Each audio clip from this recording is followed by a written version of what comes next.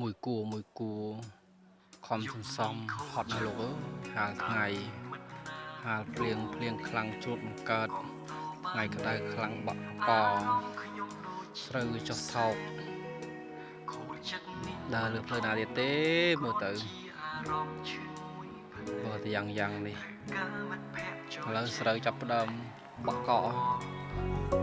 ទុំហើយភ្លៀងរាំងគឹបបាក់កយក